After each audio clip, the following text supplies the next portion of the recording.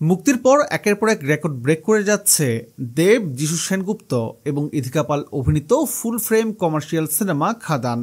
যেখানে কলকাতার commercial cinema মুখ থুবড়ে পড়েছিল, সেখানেই যেন বাজিমাত করলেন নায়ক দেব। তিনি প্রমাণ করলেন দেবের দিন এখনও ফুরিয়ে যায়নি। দেব চাইলেই ফিরতে পারে তার সেই পুরনো স্টারডমে, পুরনো অ্যাকশনে। মুক্তির প্রথম 5 দিনেই বক্স অফিসে 5 কোটি 10 লাখের বেশি আয় করে ফেলেছে এই সিনেমাটি, যা এই সপ্তাহের মধ্যেই অন্তত 10 কোটির ঘরে পৌঁছাবে বলে আশা করছে সিনেমা প্রেমীরা।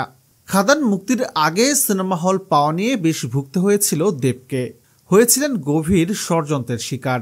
তবে সব বাধাকে পেছনে ফেলে এগিয়ে যাচ্ছে খাদান, এগিয়ে যাচ্ছেন পশ্চিমবঙ্গের সবচাইতে বড় সুপারস্টার দেব। ইতিমধ্যে শোনা যাচ্ছে নতুন খবর, আর তা হলো খাদান শুধু এক পার্টেই থেমে থাকবে না, শীঘ্রই আসবে খাদান পার্ট 2।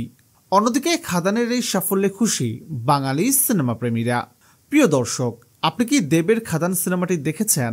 এই ছবিটি কেমন লেগেছে আপনার কাছে? কমেন্ট করে জানিয়ে দিন। আর বিনোদন জগতের সকল আপডেট জানতে সাবস্ক্রাইব করে যুক্ত হন বাংলা টাইমের সঙ্গে।